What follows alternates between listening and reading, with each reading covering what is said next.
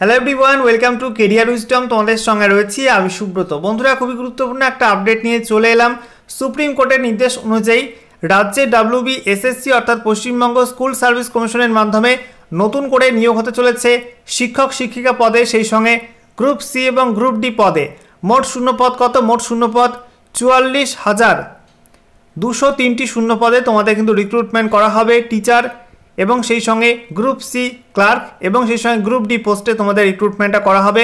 গতকাল মুখ্যমন্ত্রী মমতা বন্দ্যোপাধ্যায় সেটা কিন্তু জানিয়ে দিয়েছেন এবং সেই সঙ্গে বেশ কিছু ইনফরমেশন দেওয়া হয়েছে। এই রিক্রুটমেন্টের নোটিফিকেশন কবে প্রকাশিত হবে, সেই সঙ্গে ফর্ম ফিল আপ কবে থেকে শুরু হবে অনলাইনে, ফর্ম ফিল আপের লাস্ট ডেট, সেই সঙ্গে কাউন্সিলিং কবে হবে, মেরিট লিস্ট কবে প্রকাশিত হবে, এই সমস্ত বিষয়গুলো নিয়ে কিন্তু গুরুত্বপূর্ণ ঘোষণা করা হয়েছে এবং সেই সঙ্গে বলে দেওয়া হয়েছে যে এই রিক্রুটমেন্টে কত ভ্যাকান্সি, কোন কোন পোস্টে কত ভ্যাকান্সি, পুরনো ভ্যাকান্সি কত থাকবে, নতুন ভ্যাকান্সি কত অ্যাড করা হয়েছে, কোন কোন পোস্টে গ্রুপ সি গ্রুপ ডি এবং শিক্ষক নিয়োগের ক্ষেত্রে সমস্ত কিছু পরপর জানাবো আজকের ভিডিওটির মাধ্যমে।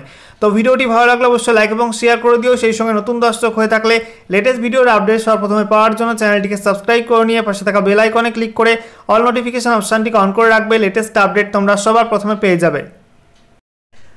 শুরুতে আমরা আলোচনা করব ভ্যাকান্সি ডিটেলস নিয়ে। টোটাল ভ্যাকান্সি রয়েছে 44,203টি। পুরনো ভ্যাকান্সি এবং নতুন ভ্যাকান্সি মিলে কিন্তু মোট 44,203টি শূন্যপদে তোমাদের রিক্রুটমেন্ট করা হবে। এর মধ্যে পুরনো ভ্যাকান্সি আমরা দেখে নেব। প্রথমে পুরনো ভ্যাকান্সির মধ্যে শিক্ষক নিয়োগের যে ভ্যাকান্সি, ক্লাস 9 এবং ক্লাস 10 মিলিয়ে মোট শূন্যপদ 23,212টা, ক্লাস 11 এবং 12 মিলিয়ে মোট শূন্যপদ 12,514টা, গ্রুপ সি লেভেলের ভ্যাকান্সি বা ক্লার্কের ভ্যাকান্সি 2989টা এবং গ্রুপ ডি ভ্যাকান্সি ছিল তোমাদের 5,488টা। ঠিক আছে, এইসব মিলে কিন্তু পুরনো ভ্যাকান্সি ছিল 24,203টি 2016 সালের রিক্রুটমেন্টে। ঠিক আছে, সেই ভ্যাকান্সি রিক্রুটমেন্ট তো হবেই, একই সঙ্গে নতুন করে বেশ কিছু ভ্যাকান্সি অ্যাড হয়েছে। মোট এখানে তোমরা দেখতে পাচ্ছ 20,000 ভ্যাকান্সি কিন্তু নতুন করে অ্যাড হয়েছে, যেখানে বলা হচ্ছে ক্লাস 9-10 লেভেলে নতুন ভ্যাকান্সি অ্যাড হচ্ছে 11,695টা, ক্লাস 11-12-এ শিক্ষকের ভ্যাকান্সি, শিক্ষক শিক্ষকের ভ্যাকান্সি অ্যাড হচ্ছে 5,602টি। এরপর গ্রুপ সির ভ্যাকান্সি 2,418টা আর গ্রুপ ডির ভ্যাকান্সি নতুন করে অ্যাড হচ্ছে 4,488টা। এইসব মিলে কিন্তু মোট 20,000 নতুন করে ভ্যাকান্সি অ্যাড হচ্ছে আর পুরনো ভ্যাকান্সি ছিল 24,203টি। এইসব মিলে কিন্তু তোমাদের 44,203টি শূন্যপদে নতুন রিক্রুটমেন্ট করা হবে WBSSC বা পশ্চিমবঙ্গ স্কুল সার্ভিস কমিশনের মাধ্যমে। এবার আমরা এই রিক্রুটমেন্টের ইম্পর্টেন্ট আপডেট নিয়ে আলোচনা করব। গতকাল মুখ্যমন্ত্রী মমতা বন্দ্যোপাধ্যায় কী জানিয়েছেন, কবে থেকে নোটিফিকেশান প্রকাশিত হবে, কবে ফর্ম ফিল আপ শুরু হবে, ফর্ম ফিল আপের লাস্ট ডেট এবং এই রিক্রুটমেন্টের পুরো টাইম লাইন তোমাদেরকে পরপর দেখাবো। যেটা বলা হচ্ছে রিভিউ পিটিশন কবে গৃহীত হবে তা অনিশ্চিত, তাই সুপ্রিম কোর্টের রায় মেনে শিক্ষক ও শিক্ষাকর্মীদের জন্য নতুন নিয়োগের বিজ্ঞপ্তি স্কুল সার্ভিস কমিশনের মাধ্যমে প্রকাশ করতে বাধ্য হচ্ছে সরকার। মঙ্গলবার নবান্নে সেই ঘোষণাই করলেন স্বয়ং মুখ্যমন্ত্রী মমতা বন্দ্যোপাধ্যায়। 30শে মে এসএসসির উল্লেখিত বিজ্ঞপ্তি প্রকাশিত হবে। তো দেখতেই পাচ্ছ বন্ধুরা যে আগামী 30শে মে কিন্তু WBSSCর মাধ্যমে এই নতুন রিক্রুটমেন্টের বিজ্ঞপ্তি প্রকাশিত হবে, যেখানে শিক্ষক শিক্ষিকা সেই সঙ্গে গ্রুপ সি এবং গ্রুপ ডি পোস্টের ভ্যাকান্সি বেরোবে, নোটিফিকেশান প্রকাশিত হবে। বলা হচ্ছে অনলাইন আবেদন চলবে আগামী 16ই জুন থেকে। ঠিক আছে, 16ই জুন থেকে 14ই জুলাই পর্যন্ত। শিক্ষক ও শিক্ষাকর্মী মিলিয়ে মোট 44,203টি শূন্যপদের জন্য বিজ্ঞপ্তি দেওয়া হচ্ছে। নতুন ভ্যাকান্সি এবং পুরনো ভ্যাকান্সি মিলে কিন্তু মোট 44,203টি শূন্যপদের জন্য বিজ্ঞপ্তি প্রকাশ করা হচ্ছে। মুখ্যমন্ত্রী আগেই ফেসবুক পোস্টে আন্দোলনকারীদের ভাই বোন সম্বোধন করে লিখেছিলেন তাদের নিয়ে গুরুত্বপূর্ণ ঘোষণা করতে চলেছেন তিনি। তাই তার ঘোষিত সময় বিকাল 5টায় সবার চোখ ছিল টিভি ও মোবাইলে। মুখ্যমন্ত্রী কিন্তু বারবার বলেছেন আইন এবং নিয়োগ দুই পথে একসঙ্গে সরকার চলবে, সেই কারণেই পরীক্ষার তারিখ ঘোষণা করা হচ্ছে না। রিভিউ পিটিশনে কি হয় সেটা দেখার পরই ওই তারিখ জানানো হবে। যদি রাজ্যের আবেদনে শীর্ষ আদালত সাড়া দেয় সেক্ষেত্রে পরিস্থিতিতে বদল আসবে। মানবিকতার খাতিরে প্রত্যেক প্রার্থীর কথাই ভেবেছেন তিনি। পাশাপাশি নতুন আবেদনকারীদের জন্য আলাদাভাবে 20,000 শূন্যপদের ঘোষণা করেছেন। মমতা বলেন আইন এবং সংবিধান মেনেই তাকে চলতে হবে, তবে চাকরিহারাদের জন্য বয়স এবং অভিজ্ঞতায় ছাড়ের ব্যবস্থা করার কথা ভাবছে রাজ্য। চাকরিহারা শিক্ষক শিক্ষাকর্মীদের তার আবেদন এই সুযোগ হাতছাড়া করবেন না, ব্যবস্থা একটা হবেই। এই প্রসঙ্গে অন্য দপ্তরে কাজের সুযোগের কথা বলেন মুখ্যমন্ত্রী। তবে নতুন নিয়োগ বিজ্ঞপ্তি প্রকাশের পরে হতাশা কান্নায় ভেঙে পড়েন আন্দোলনকারী শিক্ষকরা। আন্দোলনস্থলে এক শিক্ষিকা জ্ঞান হারান।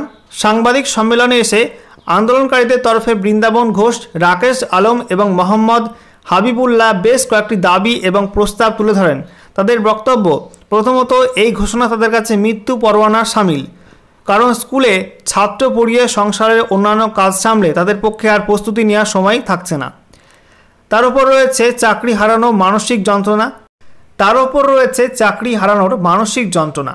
12 থেকে 14 ঘন্টা প্রস্তুতি নেওয়া নতুন প্রার্থীরা বা ফ্রেশাররা তাদের থেকে স্বাভাবিকভাবেই বাড়তি সুবিধা পাবেন। দ্বিতীয়ত বলা হচ্ছে সুপ্রিম কোর্ট এত সুনির্দিষ্ট বিজ্ঞাপন দেওয়ার কথা বলেনি, তা সত্ত্বেও একেবারে কাউন্সিলিং পর্যন্ত দিনক্ষণ ঘোষণা এখনই করে দেওয়া হচ্ছে।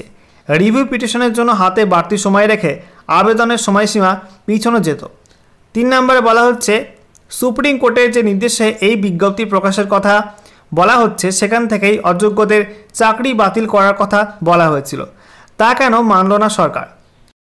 4 নম্বর পয়েন্টে বলা হয়েছে তাদের স্বার্থ রক্ষায় আইনজীবীরা কিছু পরামর্শ দিয়েছেন, সেগুলি তারা সরকারকেও জানাতে চায়। সে কারণেই মুখ্যমন্ত্রীর সঙ্গে বৈঠক চেয়েছিলেন। তার আগে কেন এই ঘোষণা করা হলো? তারা এখনও মুখ্যমন্ত্রীর কাছে আলোচনার প্রস্তাব দিয়ে রেখেছেন। 5 নম্বর পয়েন্টে বলা হয়েছে রিভিউ পিটিশন খারিজ হলে কিউরেটিভ পিটিশন করা যায়, সে কথা কেন মুখ্যমন্ত্রী তুললেন না। 6 নম্বর পয়েন্টে বলা হয়েছে ওবিসি সংরক্ষণের কী হবে এবং তারা অসুস্থতা বা দুর্ঘটনার জন্য পরীক্ষা দিতে পারবেন না, তাদেরই বা কী হবে, তা নিয়ে কোনো সুনির্দিষ্ট ঘোষণা নেই। আন্দোলনকারীরা মনে করছেন মুখ্যমন্ত্রী ঘোষণার পরেও কিছু অস্পষ্টতা রয়ে গিয়েছে। অভিজ্ঞতার ভিত্তিতে বাড়তি নম্বর এবং বয়সে ছাড় দেওয়ার ছাড়া তারা আর কোনো সুবিধা পাবেন কি না সেটা স্পষ্ট নয়। তাই তাদের বক্তব্য সুপার নিউমেরারি পোস্ট তৈরি করে পরীক্ষা এড়িয়ে তাদের আলাদাভাবে নিয়োগ করা হোক। যদিও ওয়াকিবহল মহলের বক্তব্য মুখ্যমন্ত্রী ঘোষণায় আন্দোলনকারীদের প্রতি বেশ কিছু পরোক্ষ ইঙ্গিত রয়েছে। সুপ্রিম কোর্টের অবমাননা যাতে না হয় তার জন্যই যে বিজ্ঞপ্তি প্রকাশ করা হচ্ছে তা তিনি জানিয়েছেন। তবে মূল লড়াইয়ের জায়গা যে রিভিউ পিটিশন তা এখনও মনে করিয়ে দিয়েছেন মুখ্যমন্ত্রী। বলেছেন তিনি কারোর চাকরি বাতিল করেননি, তা হোক সেটাও চান না। সেই কারণেই শিক্ষাকর্মীদের স্বার্থ দেখার চেষ্টা করছেন তিনি।